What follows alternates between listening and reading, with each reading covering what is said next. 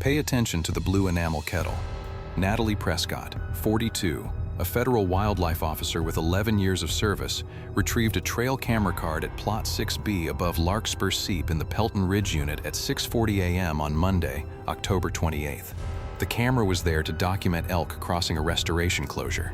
It was not guarding property. It was not watching campers. It was counting hooves. The card held 126 days.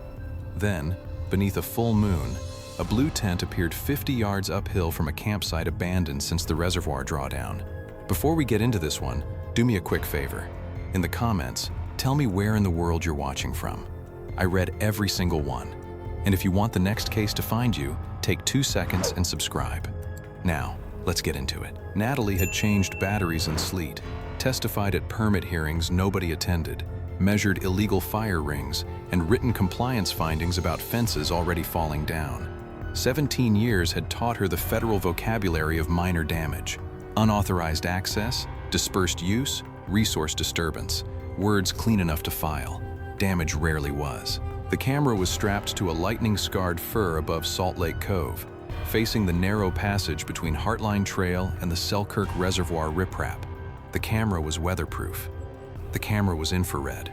The camera was supposed to answer one dull question: whether elk were trampling newly planted American ginseng inside the closure. The cove had been logged, flooded, drained, purchased, condemned, restored, and mapped into units by people who seldom slept there. Each drawdown exposed old nails and peach jars in the mud. The mountain remembered foundations after the district forgot the families. It kept their roads as shallow green lines. Natalie inserted the card at the Pelton field office and began to scroll. Deer flank, empty trail. Rain. A black bear's shoulder. Empty trail. A moth rendered enormous by infrared. For the first 89 days, it was exactly what Plot 6B was supposed to be. Boring. Useful. Easy to classify. Then, on July 21st at 11:48 p.m., the tent appeared. It stood beyond the marked campsite, where blackberry canes had swallowed the old stone fire ring. No vehicle entered the frame. No person raised the poles. One image showed empty ground. The next, 30 seconds later, showed blue nylon shining beneath the moon. People hike. People camp. People fish where they are not supposed to. Natalie kept scrolling. At 4:12 a.m., the tent was gone. The grass beneath it looked combed flat. Beside the fire ring sat the blue enamel kettle, though no flame, smoke, cup, or sleeping body appeared. 29 nights later, the tent returned. It was not in the same place. It stood 50 feet downhill, beside a leaning sycamore at the edge of Plot 6B. The kettle rested in front of it. Again, there was no person. Again, dawn removed everything except pressed grass. Natalie stopped scrolling, went back to the first frame, started again, slower. July 21st, August 19th, September 17th, October 17th. Each date fell on or within hours of the full moon. Every arrival occurred between 11:40 and 11:55. Every departure occurred before 4:20. Every camp moved almost exactly 50 feet closer to the restoration plot. Night 1, a tent beside the abandoned fire ring. Night 30, a tent beneath the sycamore. Night 59, a tent at Heartline Trail. Night 89, blue nylon 14 feet from the closure marker. 4 camps. 4 kettles. No camper. A tent that is 50 feet closer every month and never once has a person beside it is something else. The images contained small changes. The kettle handle turned east, then north, then east again. A white cloth appeared on the second night. A narrow digging tool rested against the tent on the third. On the fourth, 3 empty water jugs stood beneath the fir, their mouths pointed toward Larkspur Seep. The camera recorded in 30-second bursts, with a blind interval of 20 seconds. Whoever entered had learned the cadence. 50 feet could be crossed inside it. A tent could not be raised that quickly, but a folded shelter could be carried into place between exposures and removed the same way, which meant the tent was not shelter. It was a marker. Natalie overlaid the coordinates on the district restoration map. The 4 camps made a straight line toward the oldest ginseng bed, a shaded bench planted before the closure. The line crossed Salt Lake Cove, Heartline Trail, Larkspur Seep, and the northern arm of Plot 6B. It ended at tagged plant 417. The camera set to catch a man had caught instead the slow geometry of his patience. It could preserve light, temperature, time, and motion.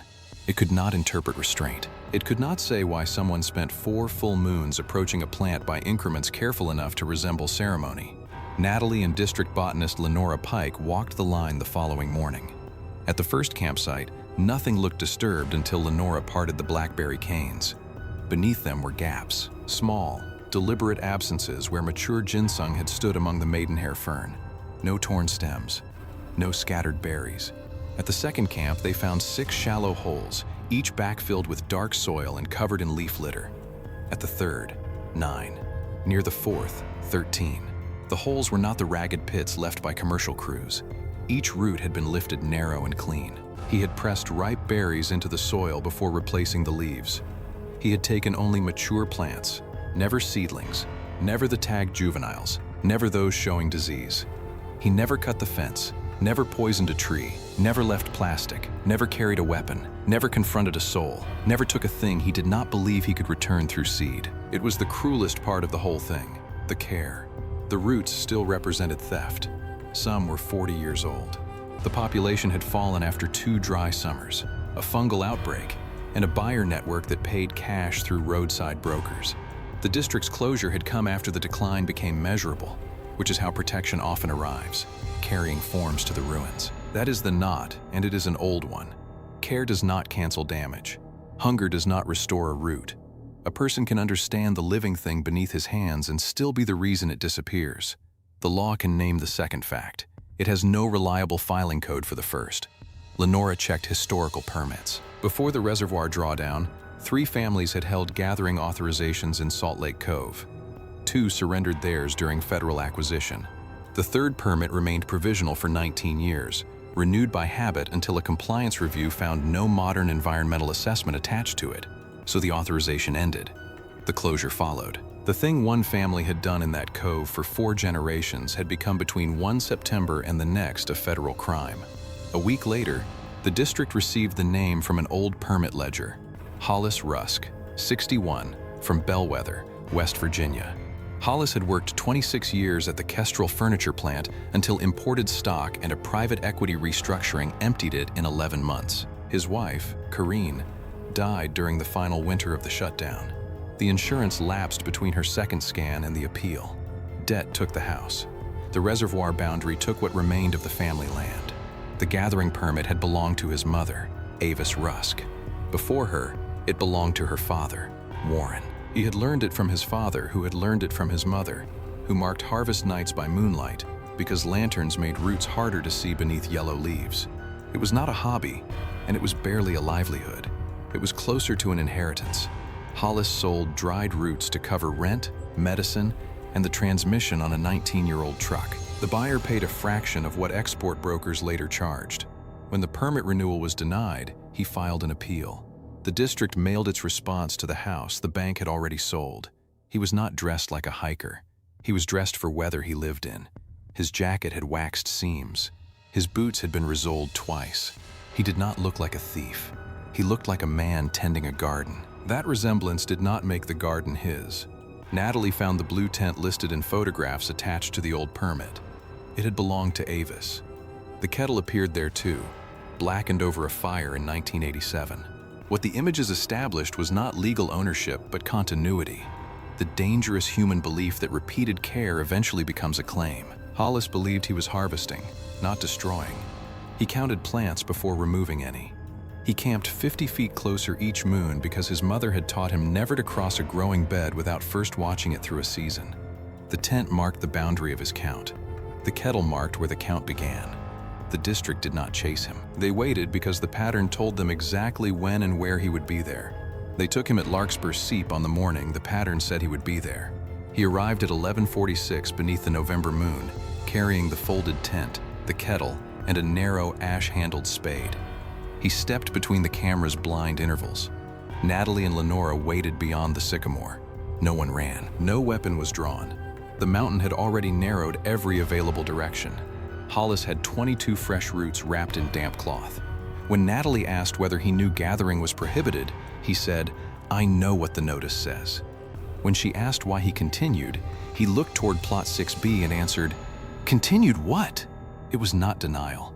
It was a disagreement about where the crime began. The court imposed a $4,800 fine, 18 months of suspended confinement, restitution, and a 5-year ban from Pelton Ridge. The buyer who took the previous routes was never identified. The restructuring firm that closed Kestrel Furniture retained its tax incentives. The permit appeal remained closed as moot. The sentence could not equal the missing plants. It could not equal Kareen's medical debt, the lost house, the canceled authorization, or the 4 generations compressed into a blue tent. It punished the hand at the end of the chain because the chain itself had no address for service. Lenora returned the seized berries and root crowns to Plot 6B. She pressed them into separate holes in the faint hope that something living might survive evidence, storage, winter transport, and the district's own procedures. Every crown was documented. Every hole received a numbered flag. That is the whole of it, and it is not justice exactly. It is not injustice exactly. It is just what is left when a thing runs out. Hollis had damaged what he loved. The district had prohibited him after allowing buyers, drought, delay, and administrative neglect to do most of the damage first. The file was closed. The search was not reopened. Salt Lake Cove absorbed the footprints, and Heartline Trail filled again with rain. The ginseng count declined the next spring despite the closure. Protection remained in force over a population the paperwork suggested might already be past saving. The camera kept every frame and understood none of them. It watched the empty fire ring. It watched seedlings rise beside numbered flags. It watched the blue tent never return. It did not forgive Hollis, condemn him, or distinguish theft from inheritance. It endured. The camera stayed on the Pelton Ridge unit. Every case on this channel starts with something that doesn't belong in the frame. A blue tent under a full moon. A kettle 50 feet closer. A clean hole where a mature root used to be. A camp folded into a dead man's map. Pay attention to what the camera keeps.